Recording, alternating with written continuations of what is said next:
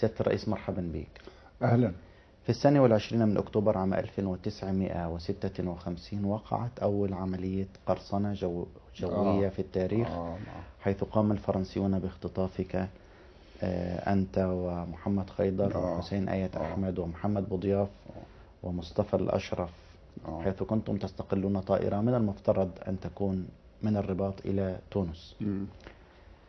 قبلها وقعت بعض الأحداث الهامة التي لا يمكن أن نفصلها عن الثورة الجزائرية. في 26 يوليو 1956 أعلن عبد الناصر تأميم قناة السويس، وكان لهذا الأمر أيضا أثره عليكم. في 20 من أغسطس وقع مؤتمر الصمام، وتحدثنا عنه بالتفصيل في الحلقة الماضية. في 25 سبتمبر قامت البحرية الفرنسية باحتجاز الباخرة لاتوس، وهي كانت في عرض البحر المتوسط، وهي كانت إحدى السفن التي كانت تنقل لكم السلاح، وكانت ضجة كبيرة أدت إلى وقوع عاصفة من العلاقات السيئة بين مصر وبين فرنسا، ويقال أنها أيضا لعبت دور في الاعتداء الثلاثي الذي وقع على مصر بعد ذلك في 28 أكتوبر 56. ما هي الظروف التي سبقت عملية اختطافك، لا سيما وأنك في 20 من أكتوبر التقيت مع الملك محمد الخامس في الرباط؟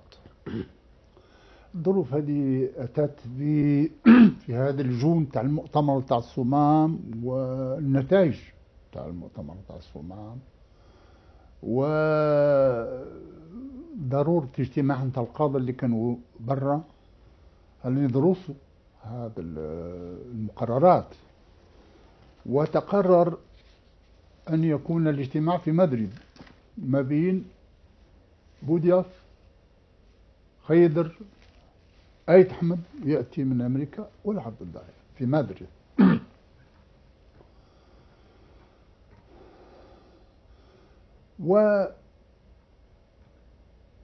وقبل هذا كنت أنا طلبت تزويدنا من طرف الأخ جمال ب5000 قطعة من جمال عبد الناصر. 5000 قطعة سلاح. وكانت العادة أن أتصل المشير، والمشير يعني عبد يحل الحكيم المشكلة عنده يعني صلاحيات لهذا، ولكن في ذلك الوقت فجاوب كان أحمد السلاح ما بقاش، احنا وزعنا السلاح لأن لا تنسى احنا كنا على وشك يعني العدوان الثلاثي تاع 59 56. ايه وهما وزعوا السلاح، كل السلاح كانت من بيد يعني الشعب. قال لي كيف ناخذ السلاح من يد الشعب؟ لازم قرار لازم الأخ جمال. فمشينا عند الأخ جمال والمشير رحمه الله فاتح الأخ جمال وقال له أحمد يطلب 5000 قطعة وأنا مش ممكن يعني نلبي المرة دي لأن سلاح للشعب وجدته مشغول يعني كأنه فقال له اديله جمال عبد الناصر. لا كان ذهنه مشغول على وشك العدوان. أنا ما كنتش أأمن في يعني في حقيقة العدوان، كنت يعني شاكك، وكنت كلمته وقال لي أحمد لا أتينا كل معلوماتي أتيني يضربوا اللي إنجلترا وفرنسا وإسرائيل. إيه نعم. قال لي فين رايح؟ قلت له ما رايح لمدريد الاجتماع. أنا كنت ما كلمتوش من القرارات نتاع الصمام راح تحتي وما كلمتوش فيها. ليه؟ قلت له نجتمع مع الإخوان في حاجة الاجتماع إلى آخره. قال لي مش الرباط. شوف سيدي والله سيدي هذه لأول مرة يعني نتكلم على هذا. قلت له لا مدريد يا أخي. فالبيت هكذا صغير والله مش كبير يعني، وكنا في الركن وجاء مسكني من الكتف وانا نمشي معاه. كيف وصلنا للوسط وانا ماشي للباب؟ عبد الناصر. قال لي مش الرباط. قلت له يا اخي كيفاش انا اتكلم؟ قلت لك ماشي المدريد. تساؤله لم يوقع في هو نفسك. يسالني مش الرباط يعني حينما قال لك هو كانت عنده حاجه يعني شايف. لم تشعر انت بها؟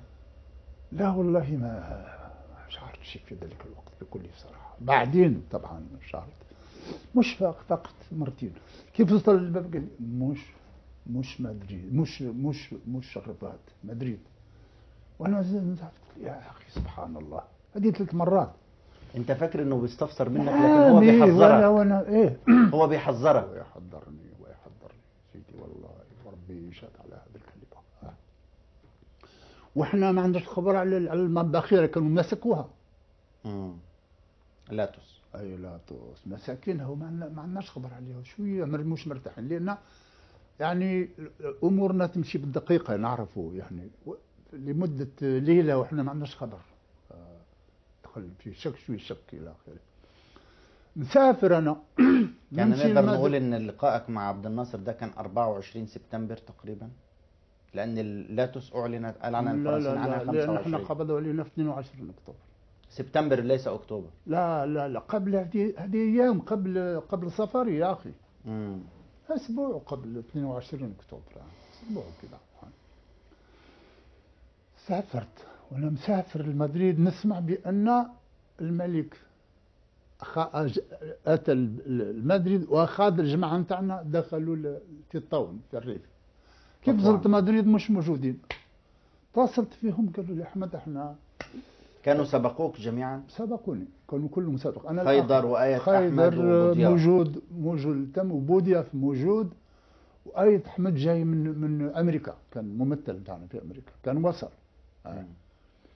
وصلت لمدريد نجدهم مش موجودين. اتصلت فيهم قال لي أحمد راه الأخ كان حسن الثاني اتصل فينا واخذنا في الطائره نتاعو، احنا ماشي الحسن الثاني وليس الملك محمد الخامس. الحسن الثاني، واحنا على وشك باش نجتمع في تونس، لان احنا كنا وصلنا لحل مع فرنسا 8 شهور واحنا متصلين. انا كنت كلمتك باللي بينو جانا لمصر، وبعدين انتقلنا شهرين، بعدين انتقلنا ليوغوسلافيا، وبعدين 3 شهور بعدين انتقلنا لروما. 8 شهور واحنا وصلنا لثقه. لا انت ما قلتليش ده في التسجيل، انت قلت لي ده في الدردشه. ربما ما سالتنيش يا اخي، راه في رزمه تاع الاشياء اللي ما قلتليش. الهدف الاساسي كان عندنا نجتمع باش ندرس المقررات نتاع الصمام اللي كانت مصيبه، لكن الهدف الثاني كان لازم نطالع اخواننا المراكشيين، لكن قلنا متفقين انا نمشي لطرابلس، من طرابلس ياخذني باهي للدغم باش ندخل تونس. كيف نمشي لمراكش باش ندخل؟ كيف وصلت للمدريد نجد الإخوان الثلاثة دخلوا مع حسن الثاني اللي هذا كان أجت يعني رجعت الكلام تاع ناصر مدريد ماشي المدريد ولا ماشي الرباط. ولكن في ذلك الوقت كان طلع كلام بأن في حزازات ما بيننا، باش ما نغديش هذا قلت أنا مش ممكن نرجع لتونس بغير ما نشوف الجماعة. أنا جيت على نشوفهم على المقررات نتاع صمام، ولهذا التحقت بهم وقالوا لي احمد لازم تلتحق بنا. التحقت بهم، التحقنا بهم على اساس نمشيو مع الملك محمد الخامس الى تونس في نفس الطائره هذا اللي اتفقنا عليه. صحيح. لكن بعدين جاء خبر بان الحريم نتاع الملك رحمه الله ماشي معاه، ولهذا كان لازم ناخذوا طائره اخرى. فهذا اللي وقع، خذنا الطائره اخرى. تاخرتم يوم؟ والله احنا كنا وصلنا 3 ايام قبل يعني. لا يعني هو الملك ذهب قبلكم بيوم؟ الملك لا، يوم 21 ذهب الملك. ذهب قبلنا، نعم ذهب قبلنا. وانتم 22 تحركوا؟ لا في نفس النهار يظهر في نفس اليوم 22 اكتوبر. نفس النهار ما اتذكرش كويس. على كل حال المهم هو كنا المفروض نسافر معاه، ولكن بعدين يعني جاء خبر بأن الحريم يسافر معاه، ولهذا كان لازم نمشيو بطائرة خاصة. كانت الطائرة وقع وقع فقط كنتم أنتم الذين في الطائرة؟ لا، كان معنا بعض الصحفيين الفرنسيين. في صحفيين فرنسيين هم وصفوا الصحفيين، كتبوا في الصحافة الفرنسية عن عملية الاختطاف بعد ذلك. نعم. كانوا صحفيين. وكان معكم صحفيين جزائريين أيضا؟ جزائريين كذلك، صحفيين. كان معنا مصطفى الأشرف كان معنا. نعم. هو صحفي. نعم. كيف وقعت عملية الاختطاف؟ عملت ببساطة، احنا مارين في البحر، جات طائرات حربية ورغمت الطيار على أن ينزل في هذاك في العاصمه، ما كناش معاه في الجزائر. كنا في البحر، ولكن يعني على 100 كيلو يعني أنتم الآن مسار الطائرة أنها كان من المفترض أن تتجه من الرباط الى تونس، إلى تونس، لكن مش في السماء الجزائري، طبعا من السماء الدولية في البحر. أثناء مرورها في البحر قبالة الجزائر صعدت طائرات حربية فرنسية وأجبرت الطائرة على أن تنزل في العاصمة، في العاصمة. شعوركم إيه وقتها؟ كيف بلغتم بأن الطائرة قد اختطفت؟ والله سيدي ما اطلعنا بأن اختطفت حتى نزلت الطائرة وشفنا الجيش طوق الطائرة. يعني ظليت تعتقد بشكل عادي أنها كانت نازلة والله في تونس؟ كان عندي هاجس، والله مش مرتاح بكل صراحة، مش مرتاح. والجماعة ياخذوا علي أحمد أنت دائما شاكك وأنت دائما هذاك. إيش اللي قلته لبوضياف ولآية أحمد؟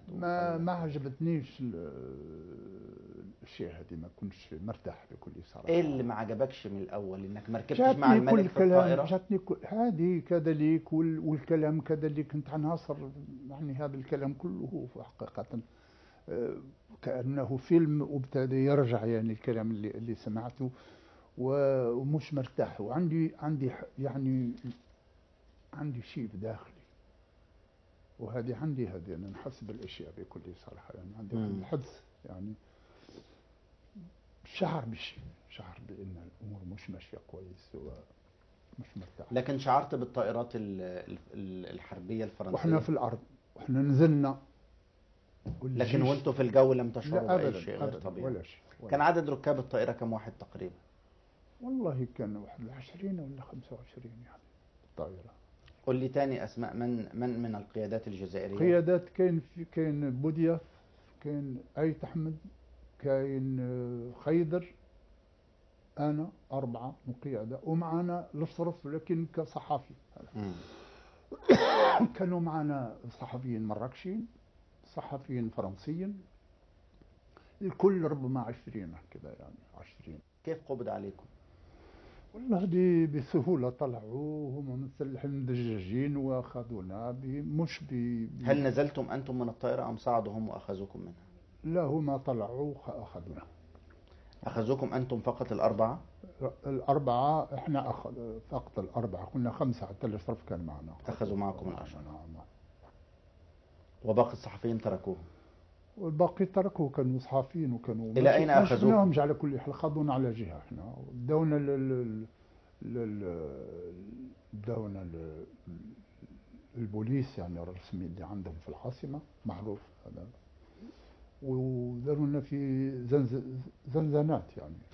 شعورك ايه لحظة ما قبضوا عليك؟ انت هربت من السجن الفرنسي في البليدة في عام 52. الان انت تزعمت او احد الزعماء الذين فجروا الثورة ضدهم كانوا يريدون سعوا للتفاوض معكم، والان قبضوا عليك بهذه الحيلة. شعورك ايه لحظة ما قبضوا عليك؟ نشعر بان العملية الجيش الفرنسي عملها، والدليل كان على بكرة جاء رئيس الأركان الفرنساوي، جاء في اليوم التالي للجزائر، اتصل فيها. في البداية رفضت أن نتكلم معه، وبعدين قال لي أنا جايب لك السلام نتاع الجنرال دو فيلوكور، هذا كان رئيس الفرقة نتاعي في كاس إيطاليا. أنا نقضت حياته هذا، والله مرتين نقضت حياته. قبل أن تلتقي برئيس الأركان أنا عايز معك لحظة بلحظة، لأن هذه الرواية تفضل لم تروى منك من قبل. تفضل. لا، بعد بقول لك لحظة ما قبضوا عليك ماذا شعرت؟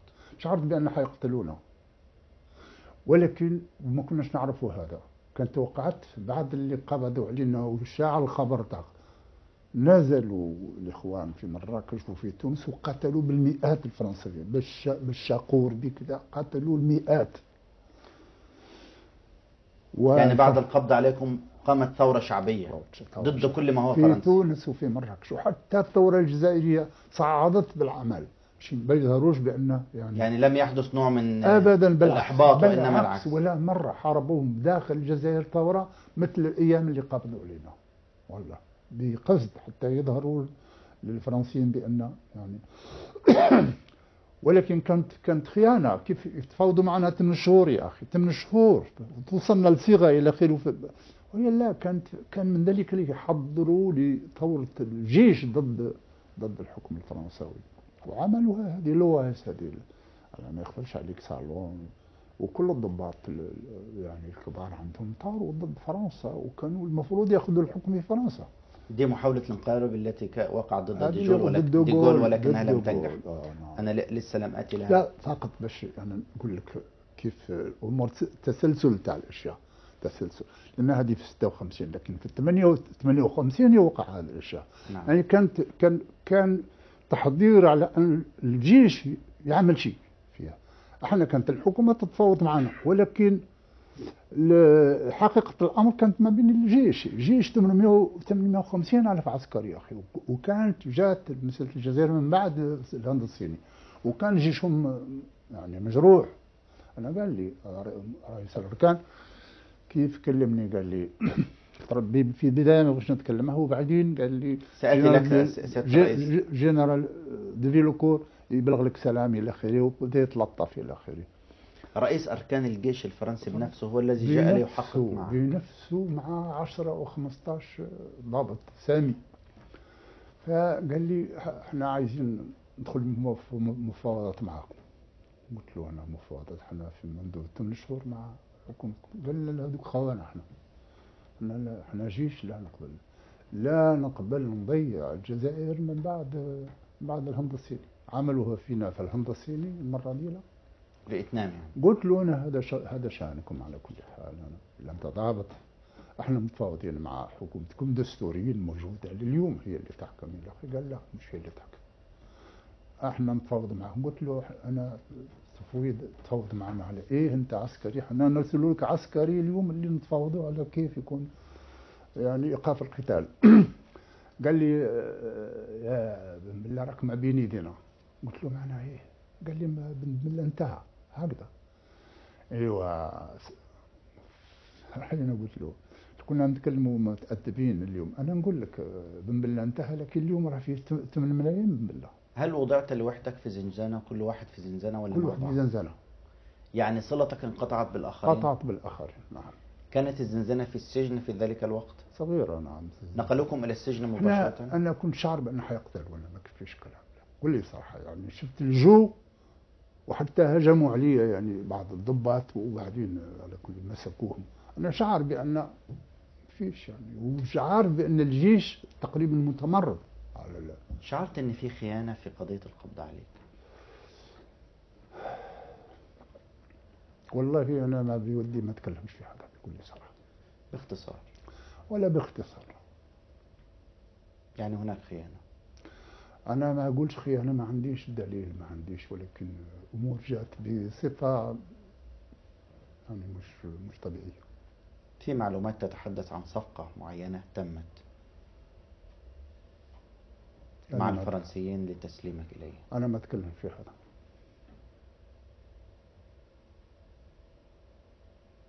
حتى للتاريخ وللناس؟ حتى للتاريخ. كم بقيت في السجن؟ نشوف صالح العامة باللي يهمني. ما هي المدة التي بقيتها في الجزائر؟ من 56 حتى 62. في الجزائر؟ لا، في الجزائر ما فيش أسبوع فقط.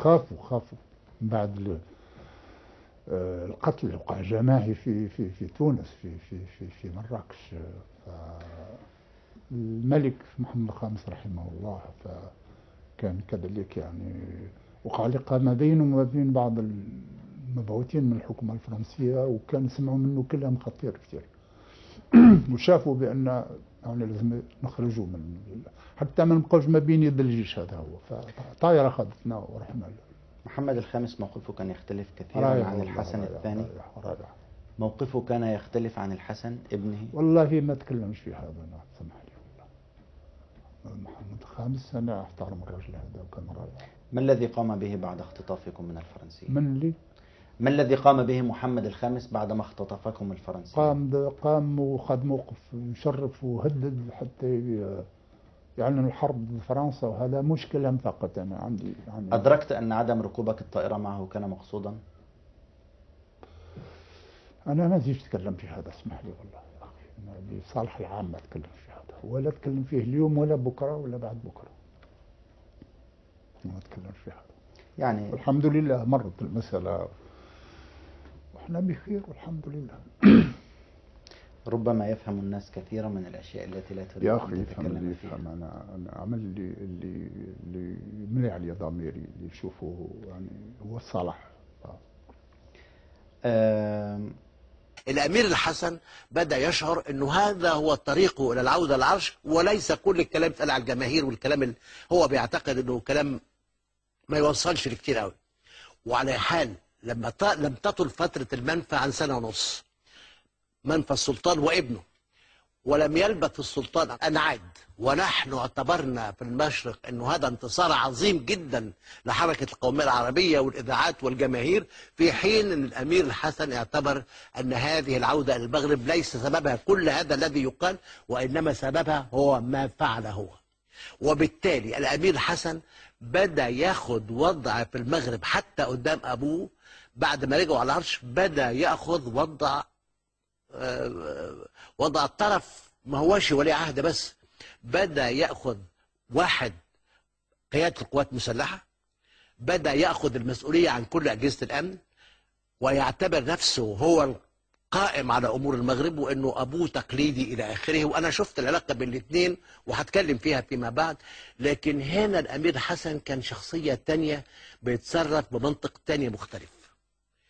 الأمير حسن مش عاوز مشاكل.